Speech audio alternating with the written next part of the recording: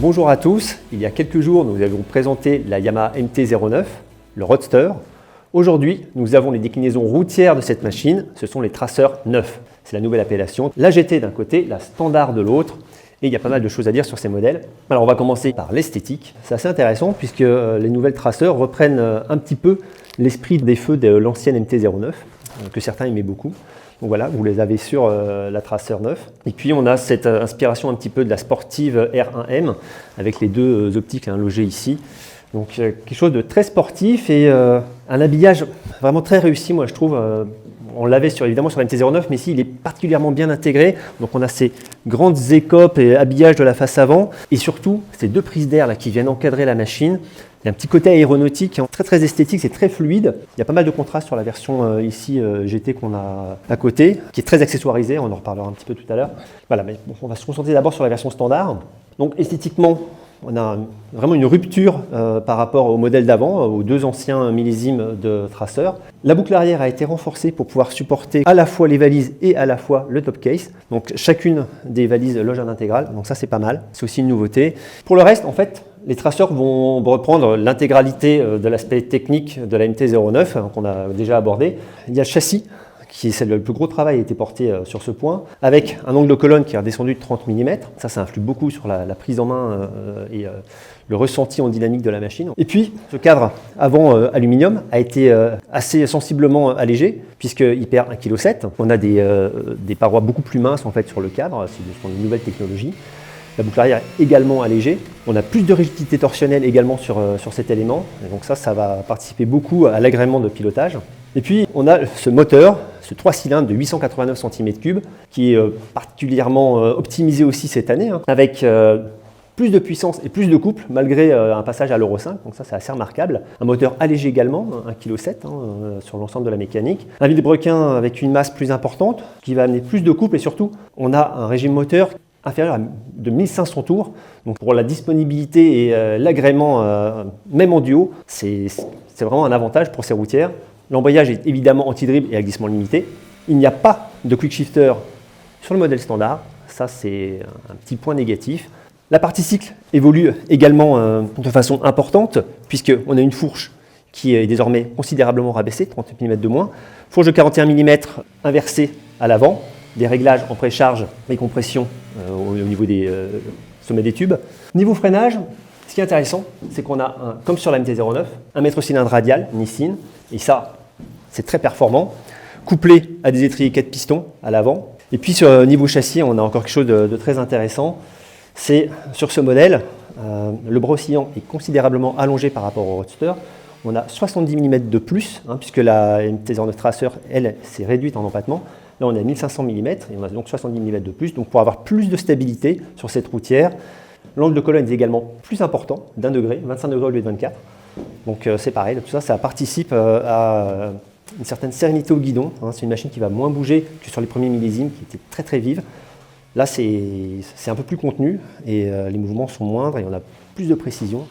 Autre point d'importance sur ces machines, c'est évidemment l'électronique. Les deux traceurs s'équipent d'une centrale inertielle, évidemment, comme sur le Roadster.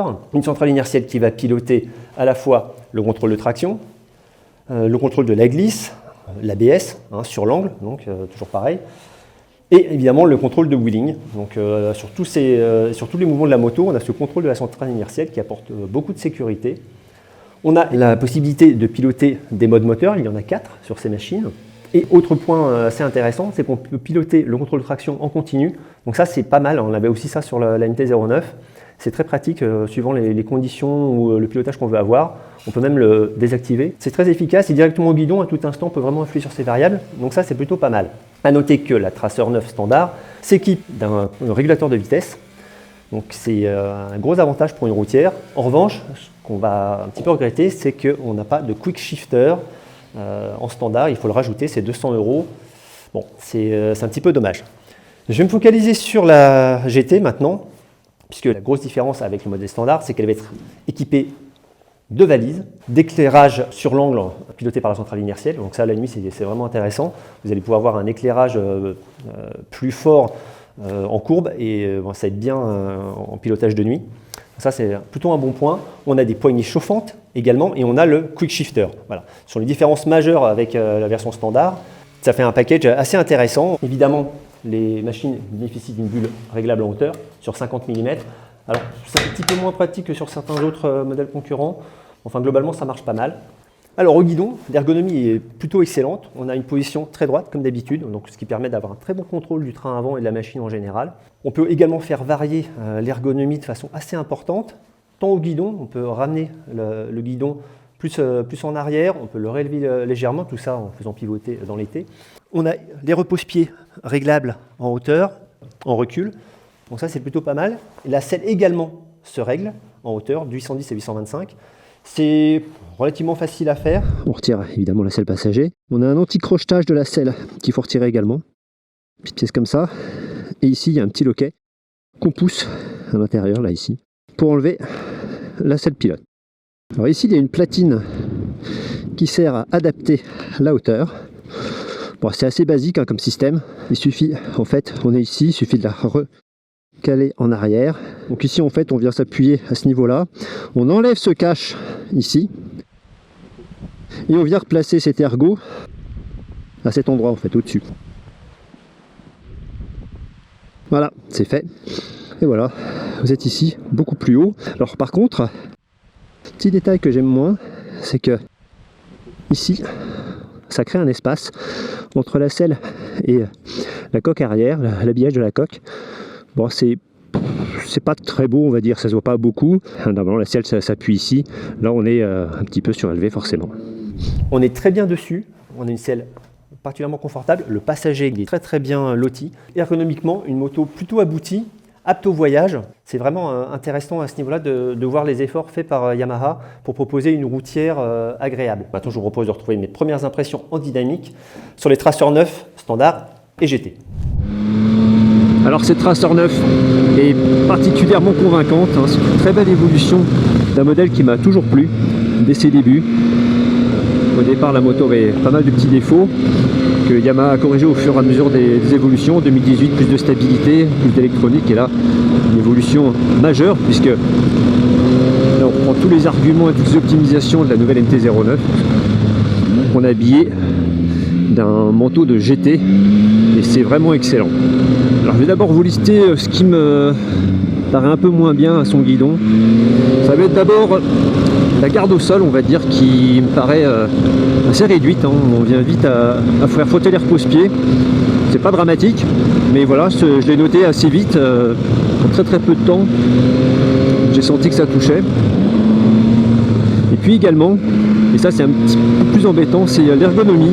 On manque un petit peu de recul.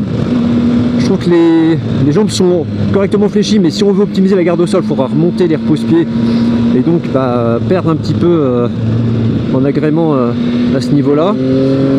Et même si on peut rehausser la selle, pour les grands c'est génial, parce que pour le coup on domine la moto, on est bien, le guidon on a une bonne position là-dessus, mais vraiment on manque de recul pour les plus grands.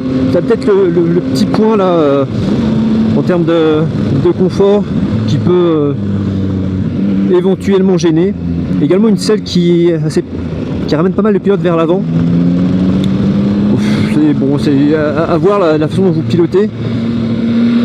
Mais globalement, sinon, on a un très bon contrôle de cette machine. Alors, je suis actuellement aux commandes de la version GT, qui a pour principal avantage d'avoir des suspensions pilotées. Et celles-ci sont particulièrement convaincantes, même si ce sont des éléments qui sont assez simples, entre guillemets. On n'a pas de précharge commandée directement au guidon. Il faut le faire sur les éléments eux-mêmes à la main. Après, c'est la compression des tentes qui va donc être gérée électroniquement avec la centrale inertielle en fonction de la position de la moto et des chocs sur les éléments. Ça s'adapte et ça filtre vraiment très bien. On a vraiment beaucoup de confort. Pourtant là je suis en mode sport et malgré tout ça reste très convaincant. Si on la met en mode pantoufle, hein, c'est vraiment ça. Là on peut imaginer qu'à deux, sur un voyage assez long, ça se passe vraiment très très bien. Ça c'est un vrai bon point pour une routière. Ah oui, l'autre petit point d'achoppement, voilà, je le cherchais, c'est la protection qui n'est pas énorme. ça va, la bulle réglable fait son job, mais ça pourrait être mieux, surtout sur la largeur de la protection, on va dire. C'est un peu limite, mais en même temps, cette moto a été toujours conçue comme ça. C'est plutôt sport que GT, on va dire. Alors, il y a quand même de quoi voyager sereinement, mais c'est pas la reine de la protection, on va dire. Voilà, c'est faire mieux pour ça. L'autre argument de cette machine, c'est bien évidemment son moteur. Le 3 cylindres Yamaha est toujours extraordinaire à emmener, moto qu'il a encore une fois bien évolué pour ce millésime, comme sur la MT-09. Donc ce couple supérieur disponible plus bas fait vraiment la différence, et d'autant plus avec un passager ou du poids, avec les valises, quand on voyage, c'est le cas, on est toujours largement plus lourd. Enfin, ça va vraiment favoriser l'agrément, d'avoir une force moteur disponible dès l'imi-régime, même assez bas, et surtout ce 3 cylindres, je trouve qu'il manque jamais de force en fait, nulle part, même sur des rapports assez élevés. En 5e, vous pouvez relancer la machine vraiment sans problème, même dans le sinueux. Alors évidemment, on va pas chercher la performance à ce moment-là, mais plutôt l'agrément justement de rouler sur le couple, et ça, la Tracer 9 le fait vraiment très très bien. On a une vraie qualité de roulage, et puis il y a aussi ce train avant qui a beaucoup évolué également, comme sur le Roadster, et on lit beaucoup plus sereinement la route au guidon de la Tracer 9, avec des Bridgestone T32 qui font vraiment bien leur boulot. On a beaucoup de grip, ça chauffe très vite, ça se met en œuvre très rapidement. Il faisait 6 degrés ce matin, au bout d'une poignée de kilomètres, la pause pied est déjà, donc c'est pour vous dire que voilà, on a confiance dans le grip de ces pneus, et puis que la garde au sol, effectivement, elle n'est pas plus gigantesque, mais bon, ça montre aussi quand même qu'on peut avoir du rythme très rapidement. L'avantage de ce modèle GT, c'est qu'il y a le quick shifter, et ça c'est quand même vachement bien. Surtout, on a moins de problèmes que sur le Roadster. J'ai eu des faux points morts sur le Roadster, là pas du tout. Puis avec cette ergonomie dédiée au voyage, on est vraiment serein au guidon de cette machine. Il y a également un excellent freinage. Moi je trouve que ce nouveau mètre cylindre radial Nissin là, est vraiment très performant. On l'avait déjà vu pareil sur la MT-09.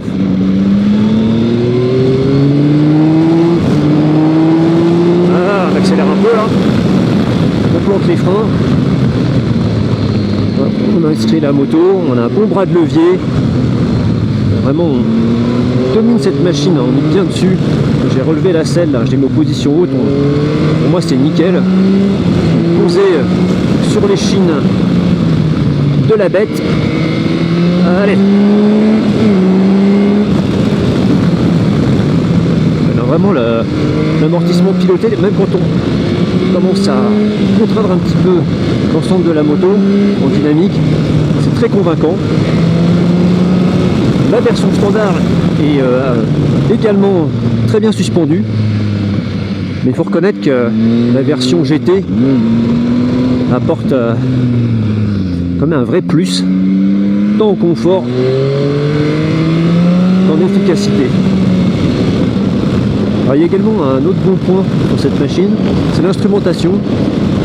Elle est toujours un peu petite, mais en revanche on a 2 écrans, donc ça permet d'afficher, de décaler en fait les informations sur l'un et de se préoccuper des autres sur le premier écran à gauche, notamment pour le tachymètre. Mais on aurait bien aimé éventuellement avoir le régime moteur décalable sur l'écran de droite. Mais bon, globalement ça fonctionne plutôt pas mal, même si certaines inscriptions gagneraient à être un peu plus grosses. Mais je pense que bon, on y viendra évidemment. Là, ça reste quand même très lisible.